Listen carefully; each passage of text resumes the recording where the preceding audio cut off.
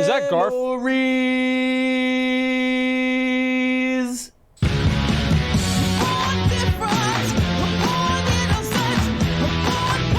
Was that Garfield? Damn, I knew the movie sucked. I didn't remember it being that bad. Holy shit.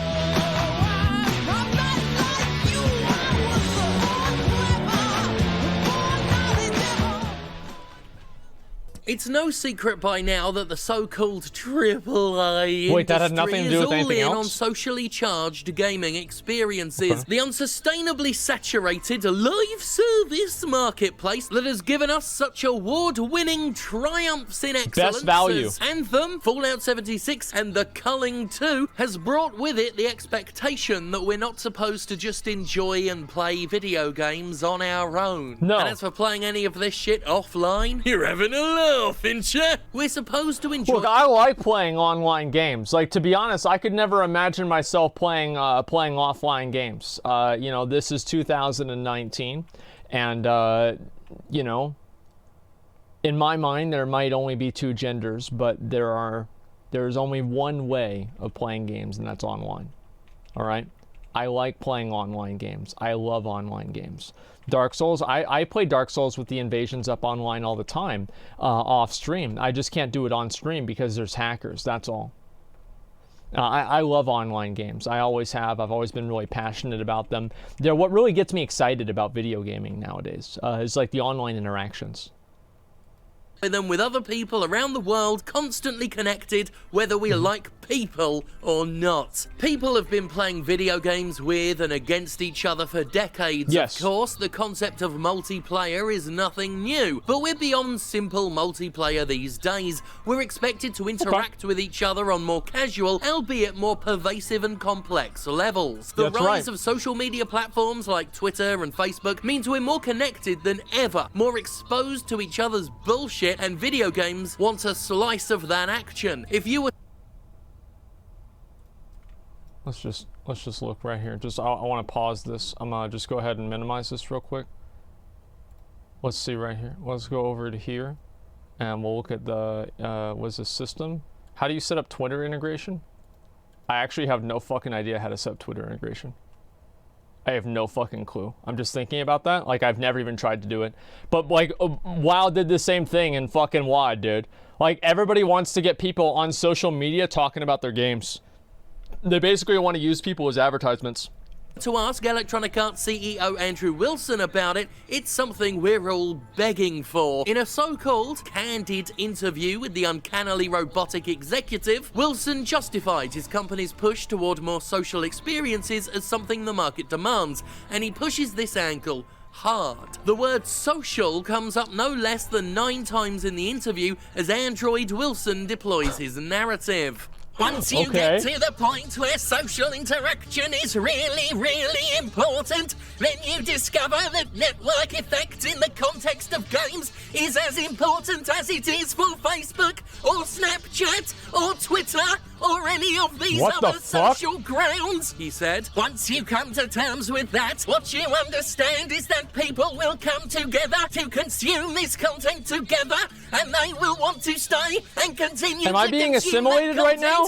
And fuel those relationships as part of that. The reality is that is going to mean games as service is going to be foundational to our industry, because that is how you will fulfill the motivations of players who have social interaction at the very core of why many of them play games for much of the time they play. Wilson is saying social networking is just as important in a video game as it is on Facebook, which is one hell of a bold take. Yeah, because I really want to make sure that I'm networking with Kyle, the 14-year-old from Wisconsin who pisses Mountain Dew and bleeds fucking G Fuel.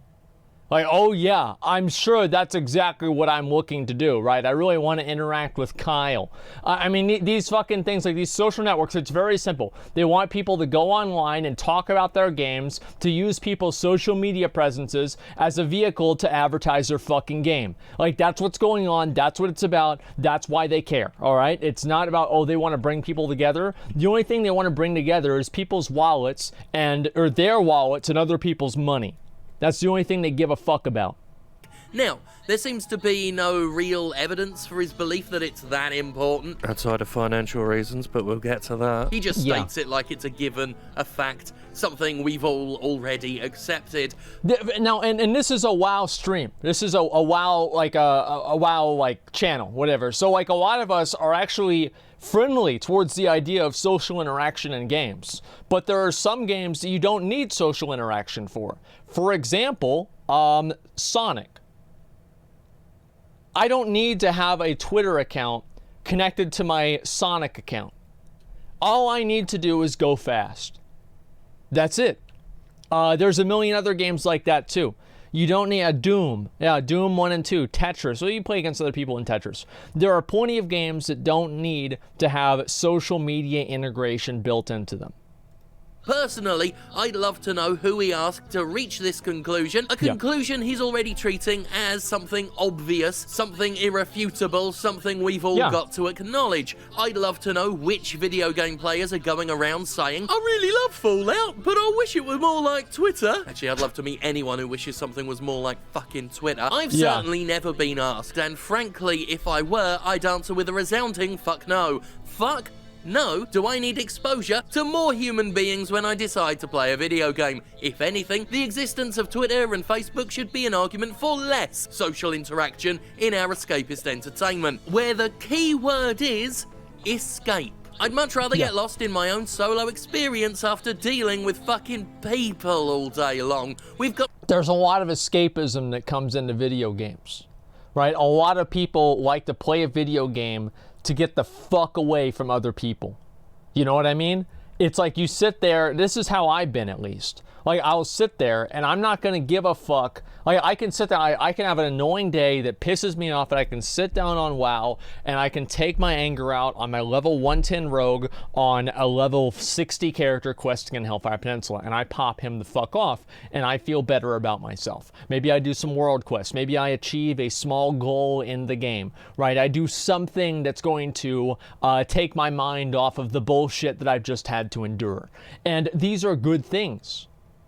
These are very good things. Escapism is important. And he's right whenever you say that whenever you introduce these real life constructs into the video games, it makes the, I guess like the escapism more transparent. Because whenever you have a million pop culture references and Twitter integration and, you know, live stream bonus items and then items in the game that just look like the logos from the different esports organizations that are competing on a professional level about the game, you're not playing a game on the same level as you were in, you know, like 2001, for example. Social interaction coming at our asses, and it's becoming more and more evident through the prevalence of social networking and the horror it brings that the biggest mistake humanity ever made was getting to know itself better. That's true. I expect Wilson and game industry executives like him to increasingly lean on the idea that we, the people, demand more social interactions in our games. In a recent interview, Ubisoft CEO Yves Guillemot beamed about how tech advancements for game hardware offer more intelligent game worlds with deeper systems, the ability to play with more friends, and have more social interactions. Wahoo! That's not bad. Like, that's not bad at all. I think that, like, having, like, the social interactions and, like, interacting with people and everything, that's good. Like, how is that bad? The issue, right, in my opinion, right, I don't know what his opinion is on it, we'll see, but in my opinion, I don't like whenever you have these fucking games and they're built around, like, real life social systems, right, like Twitter and Facebook and shit. Like, social integration into video games is fine, but I do also know that I'm a bit of a, you know, an anomaly. Many people like to play games solo by themselves without anybody else. They like single player games. I'm not a person into that kind of stuff, but other people are, and I guess I can respect that, right? By the way, can somebody invite Crack Monkey on Kel'Thuzad to a realm that has Rust Feather and or the Arachnid Harvester up? I'm trying to kill them on this character.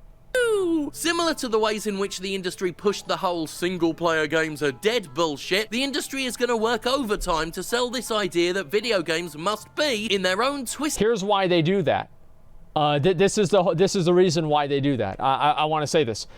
This is simple. Last 20 minutes? No, it hasn't been 20 minutes. It's been a little bit longer. Here's why they do it. is because they want people to, it's like multiplayer games do better on Twitch. They do better on YouTube. And that type of advertising is basically free advertising for those companies. So what they do is they want to make games that are the next Fortnite. Like every game developer out there right now is, how can we make the next Fortnite? That's all they care about. That's what they're all about, because they want to be able to make money. And that's why I think they're doing it so much like this. It's just because of this. Yeah, Mount God, by the way. I'm going to get the mount here. Way social media platforms.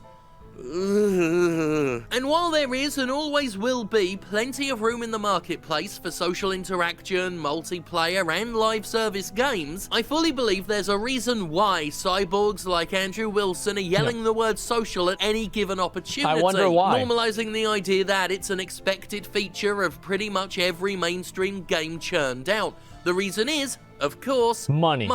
More specifically, money from so-called whales, the customers prized by game makers for their willingness to spend large amounts of money on in-game purchases. Yep, it all comes down once again to flogging microtransactions. I would have never expected that. And if we take a look at a little talk given by Jussi Jussi Metal Gear. Anyway, if you take a look at this talk, it'll show exactly why publishers are so interested in social networking. About the money curve on how you make revenue on free-to-play games, you got non-payers, you got moderate payers, you got heavy payers, and you got even what we call super whales. What makes these people? A super whale? Like, really? You're gonna call them a super whale? I don't know why. I think that's fucking funny. Super whales. And they don't even have like that. Yeah, heavy payers. Like, they don't even have normal whales. There's just like heavy payers and then super whales. We need to watch this one too. I don't know when we'll have time for it, but we'll have to watch it soon. People take, and how do you attract them? The people who spend money. Yeah. How do whales find your game? What is engagement to these people? What makes them tick? And how do they share? So, I wanted to just stop right here and talk to you about the focus. This is a seminar or some sort of like a whatever the fuck, right? Presentation about video games. And the focus on this is not how to attract a lot of players. It's not how to create a rewarding experience. It's how to attract super whales. That's it. That's what their focus is. That's what they care about. I'm going to try to complete the loop. How do these people find, how do they get stuck, and how do they bring more people into a game? How do they get stuck? Something tells me that wasn't the optimal choice of word, and yet it reveals getting so much. Stuck in the game. In a prior video, we looked at how addiction-based gameplay is allowing the game industry to make money from vulnerable players. And the best part about that, right, we watched this one, the best part about that is you have some fucking dumbass who spends $100 on the game, and then what are they gonna do? Are they going to go play another game? No, because they just spent $100 on this one. So you get that sunk cost fallacy working in their fucking head, and then they start giving you more $100 because now they're invested. They want to put more money into it. Why not just take this game all the way rather than start off on a new game? Right? This is the same thing that I am with WoW, right? Like, I don't want to play another game because I'm just so fucking invested in WoW. Instead of wasting $100, I waste 100 hours. Looked at a gloating presentation given by a mobile studio CEO, Torolf Jernström, who explained in shocking and disgusting detail how in-game purchases psychologically trick people into spending money. Lakonen's talk, titled Getting Inside the Heads of F2P Players Who Spend $50 a Month, is less despicable in comparison, but it's nonetheless an eye-opener in relation to this push for social networking that we've seen in games. Getting inside their heads. You have to figure out what makes that dumb fucking super whale tick.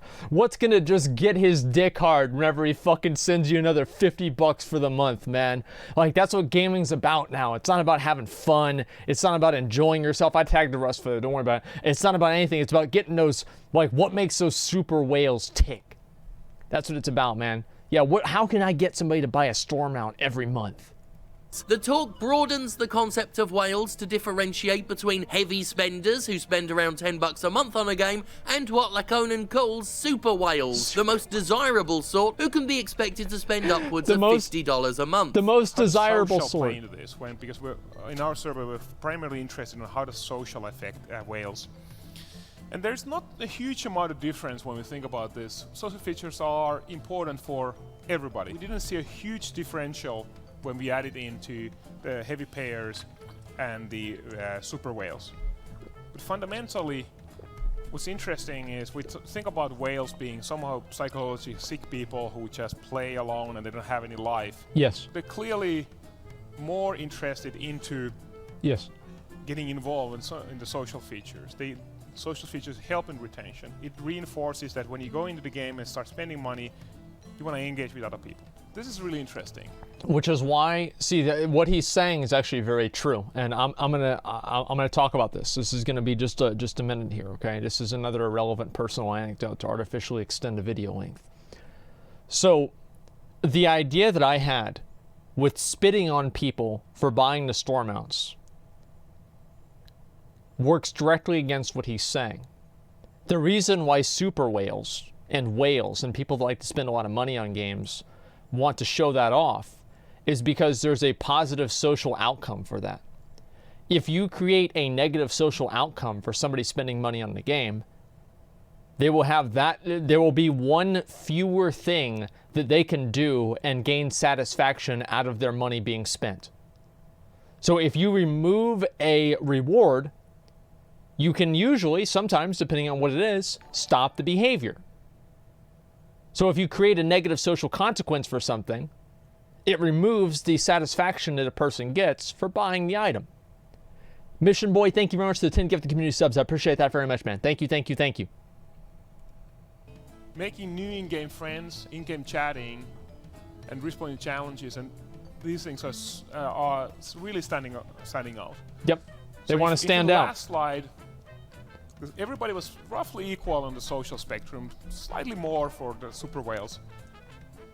Then, when we started really looking into specific features, the whales are really the super whales are really starting to stand apart. Here, the whale hunter discusses that social networking is something whales of all stripes love. He also tries to push back on the idea that whale hunting is problematic and targets the psychologically vulnerable because whales have friends, which isn't really a justification. Many problem gamblers and shopping addicts have friends. In fact, social media... I think what they're trying to say is that, like, people that are whales are just like Wall Street executives with too much money on their hands, and so they don't mind spending $200 on some sort of a phone game, right? That's what they're trying to say, but as usual, they're not really doing a very good job saying it. And it doesn't mean that those people don't gamble as well. Your addiction is itself a thing. Just being social doesn't mean you can't be unethically targeted by predatory monetization, but I digress. Wait, I got 20 gifted subs? Holy shit, thank you, man. Thank you very much, Mission Boy. Thank you, dude. Sorry, I missed that. I should have seen this muted before. Thank you, Ozzy Man, for the 5. I don't watch videos, though. Or, sorry, I don't watch submitted videos. Mission Boy, thank you so much for the 20 subs, man. Sorry, I must have read that wrong. My apologies. Thank you so much. The point is, social interaction isn't so attractive to the industry because we're all necessarily demanding it, but it's sure as hell important to the industry because the whales seemingly like it. And there it is. Mission Boy with the other 20 gifted community subs. Thank you so much, man. Thank you, dude. I want you guys to listen to what he's saying here and then listen to this. Because the whales are the ones that bring in the most money, they are the ones that the games are designed around. So whenever you look at a new video game and you see a monetization scheme, think about how does this bring in whales? Meaty Steve with the 21 gifted community subs. Thank you so much, man. Holy shit. Thank you, Meaty Steve and Mission Boy. God damn, I appreciate it, guys. Thank you so much. Yeah, 21. One and up on them, man. Yeah, super whales, exactly. As always, I'd like to take a moment just to point out how dehumanizing I think the term whales is. I'm just surprised that the industry hasn't dropped the veil over its contempt and just started calling them cattle. Whether it be things like Clash of Clans providing clan system where you can buddy up with other people or with your existing friends, or maybe the new MOBA type of games that are coming along, they're all tapping into this feature which are about playing together or playing against somebody. Mm-hmm. And to me, that's something. If you're working towards a free-to-play game that really you have to think about whales.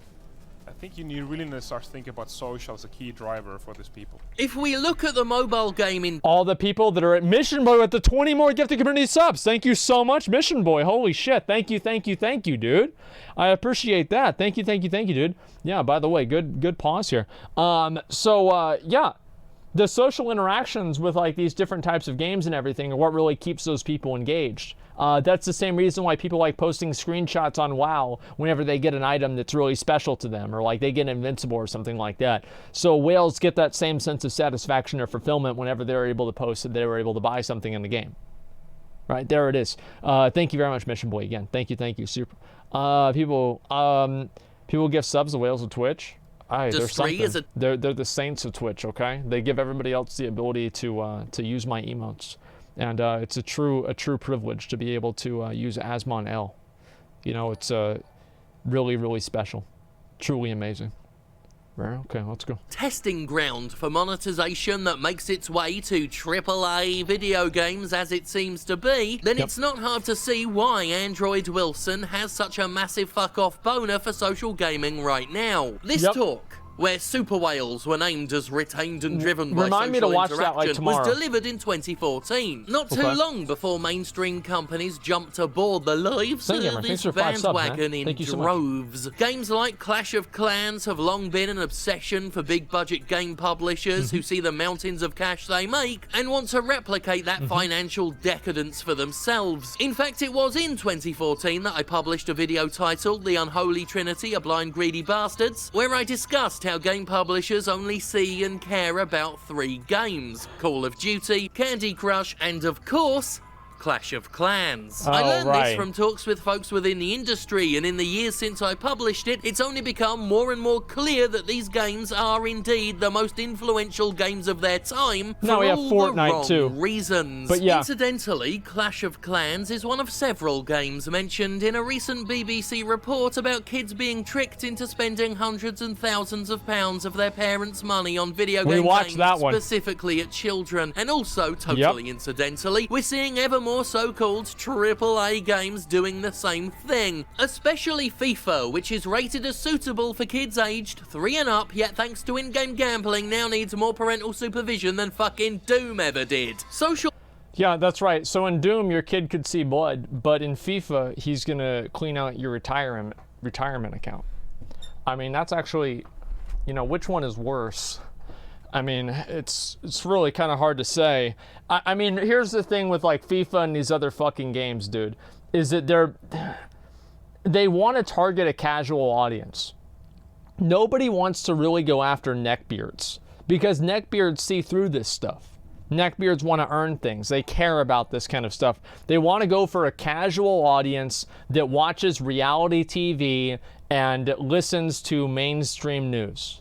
That's what they are going after. And I know this sounds like really, really conspiracy driven, but I almost feel like Blizzard has intentionally alienated the hardcore types of their games so they can push out more free-to-play features in a paid game and not have as many people complain about it. I know that's like super, like, I don't know, like tinfoil hat, but that's the way that I see things, okay? Networking also brings with it social pressure. For many years, people have argued microtransactions and loot boxes are okay if the items are just cosmetic. And I've pushed back against that defense the whole time. Cosmetics are particularly insidious because they create a haves and have-nots economy where people are pressured into spending to keep up with their friends. Think about this. What really is the difference between like a Lamborghini and a Toyota Corolla? It's basically cosmetic. I mean, really, it's cosmetic. Like, you can't drive 200 miles an hour in a Lamborghini. You have to obey the traffic laws. Like, no, really, think about it. Like, functionally, it's cosmetic. Like, yes, obviously Lamborghini can go faster and, you know, everything like that, but you still have to obey the traffic laws. You still can't do all kinds of crazy shit that a Lamborghini is, like, created to do. Like, you don't have to? Yeah, you do. Not for Germans. Yeah, exactly. Track days. You bring it to track, my God, okay. Well, just take any other car, a Corvette. Think about a Porsche. Lamborghini is an extreme example. The expensive cars that people buy are mostly to show status. Like, are we really going to debate the fact that people buy expensive cars to show off social status? Are you guys really thinking that doesn't happen? They're doing it for a cosmetic reason. Cosmetics drive everything. Why do you think, oh, wait, you buy a Gucci handbag for $1,700? Is it really that much better than a normal handbag at Target? No, but it shows other people that you're better than they are because you can buy Gucci and they can't. It's cosmetic. Functionally, it's all cosmetic. A few people called me an idiot for arguing this back in the day, but now we're in an age where kids at school are being bullied for not having any premium skins in Fortnite, where default... Imagine kids bullying each other for who can spend the most money on fake products you don't even own on a for-profit corporation. Like, if I was a gaming executive, holy fuck, dude, I would dream of that. Imagine, like, you know, a completely, like, organic social pressure to give you money. That's beautiful. Has become a derogatory term for those who don't spend on in-game items. And all this time, men like Torolf the Anstrom were explicitly instructing developers on how to use peer pressure to their financial advantage. We are herd animals. We tend to do what all of the others do. You all sit quiet listening to me because that's what all of the other guys do here. Thanks for fun. It's obvious. Especially when people are similar to us. We've seen this before. This means that you should have the socially accepted way of behaving in your game should be paying. You want to tell people, for instance, when a clan member of theirs spend IAP money, you want the whole clan to know. Because remember what we did whenever I said this the first time? Let's see, Sizets, thank you very much for resubscribing. Rolly Rod, Skipfoot, HD, Gotcher, thanks for the $3, man. Dangerous part of monetization that targets people with addictive tendencies. Unfortunately, whales are not just rich people. I know people that are not well off that are blowing 5K on a mobile game. They have remorse similar to gambling loss. Yeah, it's the same thing on Twitch. Everybody does this. You want, in order to get people to pay more money, you create some sort of like a social like advantage they have for doing that. I mean, like, obviously, it just makes sense. I guess it's the other one over there. Just a second. Yeah, it's just common sense. 8.2.5 PTR. We'll look at the patch notes after this, okay? Let me just focus on this right now, though. Then that becomes the socially acceptable way of behaving. Yep. You absolutely do not want to tell them that the majority of people in your game never spend money. No. That's poison. Never tell them that. Yeah, everybody in this chat is subbed. Now. Of course, the ability for social interaction to coax money out of people is a fairly old concept. It's how some of the most evil names in the game industry got their start. In 2009, 10 years ago, Farmville arrived to ruin the world. A seductive... Sorry, guys, just want to have a quick midlife crisis, realizing 2009 was 10 years ago.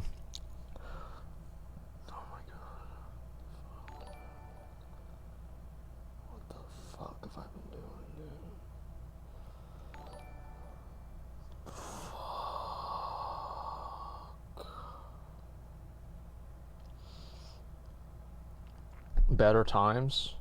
2009 wasn't even a good year for me. It was a bad year. The only good thing about 2009 was my guild getting back together and WoW. 2009 fucking sucked. 2010 was badass though.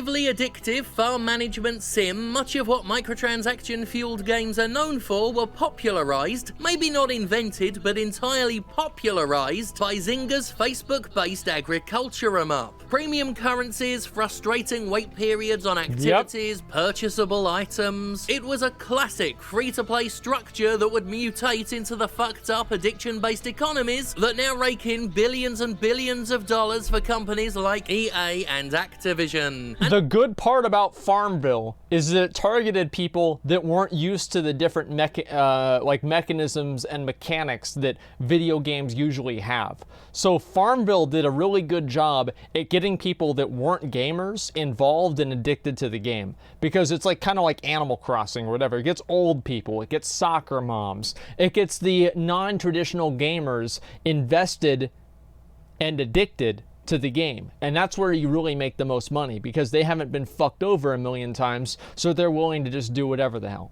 You know what I mean? That's what that's what makes Farmville so special. And of course, Farmville was inherently social in its structure, being housed most famously on Facebook, and utilising Facebook's own features to spread knowledge of the game to everyone on the network. Players were encouraged to spam their friends with requests and would gain rewards for helping each other out. It kept people playing, it had them keeping up with each other, and naturally, it made a ton of cash in the process. At its peak, Farmville boasted 83.76 million active users a month, and while its popularity declined sharply after 2011, the legacy it left behind, the lessons it taught the industry, are stronger than ever. Its addictive gameplay loop of repetitive busywork and chores has been replicated thousands of times over in the intervening decade, taken to new peaks of audacity with mindlessly cyclical premium games like Anthem, which unmistakably share huge amounts of DNA with Farmville. Many, if not most, of these modern live service games are just Farmville writ large. They might have combat added in, more shit to do, and a bit of narrative draped around it, but the philosophy is the same. When microtransactions came to Dead Space 3, Visceral's John Calhoun notoriously tried to justify them by saying mobile gamers expected them, so they were added to the distinctly non-mobile game. There's a lot of players out there, especially players coming from mobile games, who are accustomed to microtransactions, Calhoun. They're used to getting fucked in the ass, so why aren't you like everybody else? Just get used to it. Told CVG. They're like, I need this now, I want this now. They need instant gratification. So we included that option in order to attract those players, so that if they're 5,000 tungsten short of this upgrade, they can have it. Ironically, as we all know, EA CEO Android Wilson needs tungsten to live. At the time, this statement from an EA thrall was mocked and laughed at. Why on earth would you put something in there for mobile players who are called mobile players because they play on fucking mobile systems? Looking back, however, I don't even care that they say this. I don't care. It doesn't bother me. Do you know what I do care about, though? Is whenever you have these fucking people, these corporate defenders, the Activision Defense Force, that comes out and says and rationalizes all of these different terrible fucking things these games do, and they're defending the companies. Like, the blind fanboys are 1,000 times worse than the actual people that are doing it, because the people that are doing it, I know why they're doing it, to make money. Yeah, duh. But why the fuck is Bill, the Facebook idiot that live streams on Facebook for 6 viewers, complaining because somebody else doesn't want to buy a microtransaction? You don't even have stock in the company. You don't give a fuck. But you're somehow defending this. And that's what I really don't fucking like, is people that are defending this stuff, even though they get nothing out of it, right? Because at least the people that are doing it are defending it because they make money off of it. It's like they're defending getting fucked in the ass, and they're saying, hey, try this. It's great. And seeing how insidiously woven into the fabric of the market microtransactions have become, what Calhoun says now takes on a darker tone. It was a portent of things to come, as well as a candid glimpse into what these executives were thinking. Because in the context of today's market, perhaps what he said wasn't all that stupid. I mean, they got what they wanted, didn't they? They wanted to emulate the avaricious economies of mobile games where knee-jerk purchases, addictive spending, and social pressure make billions. So well, if you're avaricious, you go to, what is it, the 4th or the 3rd circle of hell? Hopefully the developers will go even farther than that. We'll see. Oh, they did. They did copy these things. You wouldn't see them be that blunt about it these days, but back then, what Calhoun said was a bit of honesty. They were just copying the successful shit they saw in mobile games to make money. Yeah, naturally, this honesty is still fucking dressed up in a bunch of insincere bullshit, but the nucleus of truth is plain as day. Calhoun, way back in 2013, the year of Luigi, outlined exactly how they expected to make money by frustrating players and exploiting their frayed patience. I need this now. There it is. There it fucking is. Right there. intentionally creating roadblocks that microtransactions allow you to bypass. That is the way that fucking games work nowadays. Every fucking game has this shit. You have a roadblock and it's like, oh wow, well you can't fucking do this, but if you spend the money, now you can do it. Think about the fucking level boost. What did they do after the level boost? They made leveling take longer. They do this shit fucking everywhere. Why is it? Because there's a profit incentive of making it happen. This is the problem. You don't open this door because then people are gonna walk through it. They should have never fucking added this shit into the game in the first place. I can't criticize them for doing it now because they're doing it to make the shareholders happy. The problem is the fact that they opened the door in the first place, because it's just going to get worse and worse. The thing with the convenience, pay for convenience features is it creates a profit incentive to make the game without those features inconvenient. I am so fucking sick of this shit, dude. It happens in WoW. It happens in WoW, and it's a paid game. You pay a sub for it, still happens. What the fuck? Can somebody invite me to roll Rust Feathers up? I want this now, he says. I need this now. I want this now. Yep. I shouldn't have laughed at that mobile player's line back in 2013. Yep. Because right now in 2019, it's not a joke. It's just the way things are. It's and certainly while not all this funny. is going on, we have mobile game executives delivering their little presentations about how you should trick players into spending for instant gratification. How Yep. peer pressure should be used to make spending the socially acceptable. This guy loves store mounts right here. This guy fucking loves it. It's his favorite thing. His favorite mount, guess what his favorite mount is? Hogrus. Like, he loves that mount so much. Norm, and how these super whales love social interactivity more than anyone else. Just like when the game industry told you that you don't like linear, story-driven, single-player games, the game industry wants to tell you that you want all your games to be social. That Yep. it's as important to your experience in a game as it is to Twitter, Facebook, and Snapchat. And it's a crock of shit. So True! I'll be right back. I need to take a piss. Whenever I get back, I'm gonna get this fucking mount. Just a second.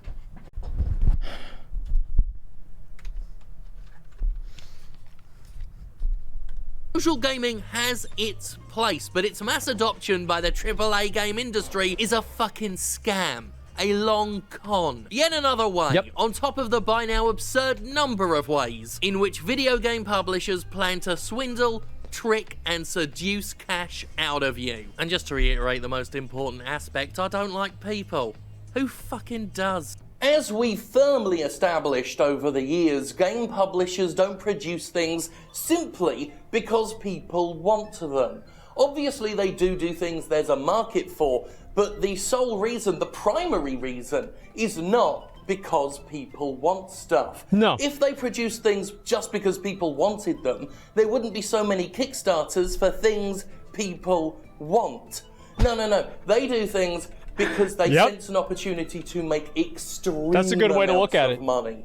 Not just a good amount of money, a moderate amount of money, even an impressive amount of money.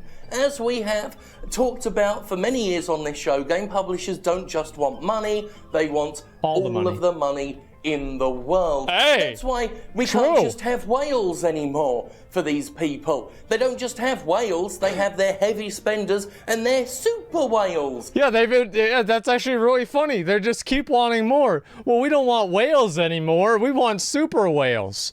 What are they gonna want after that? Fucking Godzilla? I don't know. This is insane.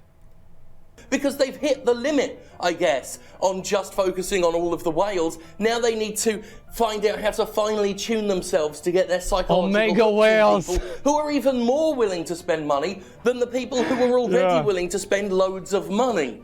There is no end to what they do. There is no limit to what they want. That's why monetization has gotten worse and worse and worse. And I've asked on this show before, where does it end? Where does it end when we have a game coming It out. doesn't. And we have a game with multiple doesn't end. deluxe editions, silver editions, gold editions, half a dozen different collectors. The Best Buy edition, the pre-order edition, the pre-order at Best Buy edition, the EB Games edition, the Walmart edition, the Walmart bundle pack edition with the console that also allows you to access a certain character that's only accessible by buying it through Walmart.